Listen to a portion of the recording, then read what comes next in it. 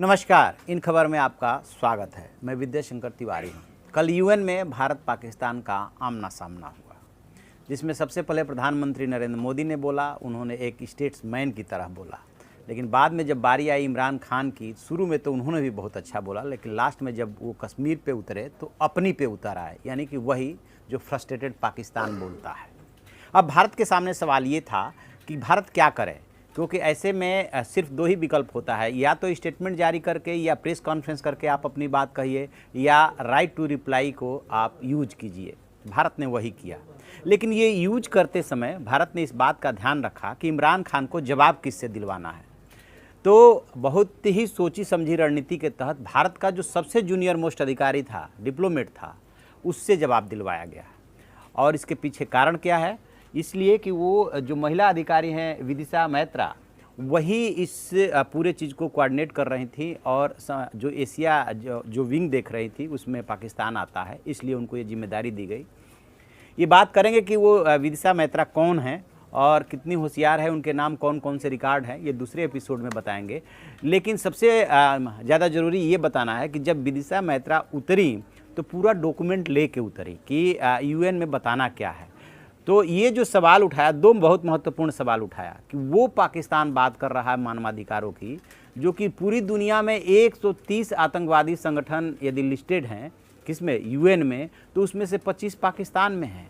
वो पाकिस्तान बात कर रहा है जो अपने आतंकवादियों को पेंशन देता है। अब वो आतंकवादी को पेंशन संबंधी जो डॉक्यूमेंट लेकर उतरी थी, उसमें एकदम साफ साफ है कि अभी हाल में जो हाफिज सईद है, जो उनका सबसे कह सकते हैं ग्लोबल टेररिस्ट, सब पूरी दुनिया उसको जानती है, उसका जो हबीब बैंक में खाता है वो खाते नंबर के साथ उतरी, और ये बताया कि अभी आपने जिसके लिए यूएन से जो है परमिशन लिया है वह कि वो पेंशनधारी है हमारा, उसके घर का खर्च कैसे चलेगा, वो कौन है? वो आतंकवादी है, ग्लोबल टेररिस्ट है, आप उसको पेंशन दे रहे हैं। और इस मंच पे खड़े होकर के बात मानवाधिकारों की कर रहे हैं। आप कह रहे हैं कि आतंकवाद हमने नहीं फैलाया, बल्कि अमेरिका वेस्टर्न को इसके लिए दोष दे रहे हैं। हाफिज सईद का उन्होंने बाकायदे डॉक्यूमेंट पूरा रखा। उसके बाद से जो है जो सबसे ज़्यादा पिंच किया है इमरान खान को, आपको याद होगा कि इमरान खान अपने देश की पार्लियामेंट में जब बोल रहे थे तो विपक्षी उन्हें जो है नियाजी नियाजी कह करके चिढ़ा रहे थे। तब उन्होंने झुलझुला करके बोला था कि और किसी संबोधन से मुझे संबोधित कर लिया जाए, नियाजी ना कहा जाए। आखिरकार नियाजी से उनको इतनी दिक्कत क्यों है? दिक्कत इसलिए है 1971 की लड़ाई में ये एक के नियाजी ही थे जिनके नेतृत्व में बांग्लादेश में नरसंहार हुआ था, और 1971 की लड़ाई में ये नियाजी ही थे जिनके नेतृत्व में 90,000 पाकिस्तानी सैनिकों ने सरेंडर किया था। इसलिए इमरान खान को इस नियाजी वर्ड से ही दिक्कत है, उनको नफरत है। वो नहीं चाहते हैं कि इस वर्ड का इस्तेमाल हो उनके लिए, लेकिन पाकिस्तान में भी उनके विरोधी उनको चिढ़ाने के लिए बात बोलते हैं, और भारत ने भी उनकी दुखती नस पे हाथ रखा और उनको नियाजी ही कह करके संबोधित किया। अब इसके बाद ये बात आई कि जिस मानवाधिकार की आप दुहाई दे रहे हैं, आंकड़ों के हवाले से उनसे पूछा गया कि पाकिस्तान में 23% का भी अल्पसंख्यक हुआ करते थे, जिसमें से सबसे ज़्यादा संख्या हिंदुओं की थी, और आज जो है 3% बचे हैं। वो पाकिस्तान बात कर रहा है।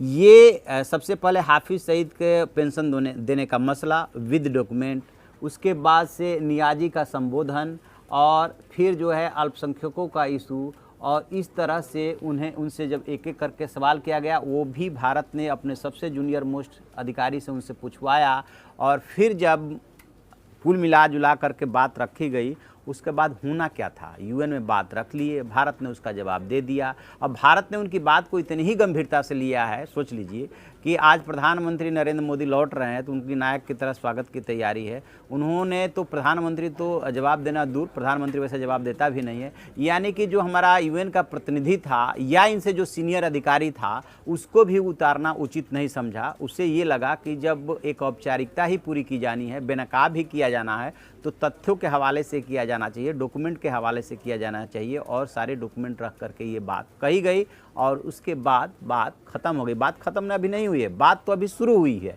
क्योंकि इसको लेकर के अभी राजनीति जो है दूर तलक जाने वाली है, और इसके बाद से जो भारत की डिप्लोमेसी शुरू होती है वो अब शुरू होती है, क्योंकि इमरान खान ने ये मौका दे दिया है कि उस मंच का उन्होंने बहुत गंदे तरीके से इस्तेमाल किया। अब पाकिस्तान के ऊपर आरोप लगता है कि वो एक उच्च श्रृंखल देश है, वो नियम कानून और मर्यादाओं को नहीं मानता है, वो आतंकवादियों को पालता है, पोसता है। अब उस देश का प्रधानमंत्री ही 15 मिनट का टाइम मिलता है और वो 50 मिनट यूज करता है, बार बार जो है ब्लिंक हो रही है रेड लाइट, इसके बावजूद उसकी तरफ वो ध्यान नहीं देता है। तो इसी से अंदाज़ा लगाइए कि पाकिस्तान क्या तैयारी करके आया था, यानी कि मान के आया था कि जितना टाइम भारत को मिला है 15 मिनट का, उतना ही टाइम पाकिस्तान को भी मिलना है, लेकिन 15 मिनट में तो उसकी बात ही नहीं ख़त्म होनी है। लिहाजा उनके हम मर्यादाओं का, ट्रेडिशंस का या नियम का पालन नहीं करेंगे और जो मन में आएगा वो मंच से बोलेंगे, बेशक चाहे जितना समय लग जाए। तो इमरान खान और पाकिस्तानियों को लग सकता है कि हमने भारत को धोया, लेकिन इसका जो है मैसेज दूर तलक गया है, क्योंकि जिस समय वो वेस्टर्न और अमेरिका को दोषारोपित कर रहे थे, वो बात भी वेस्टर्न को कोई बहुत अच्छी नहीं लगी है।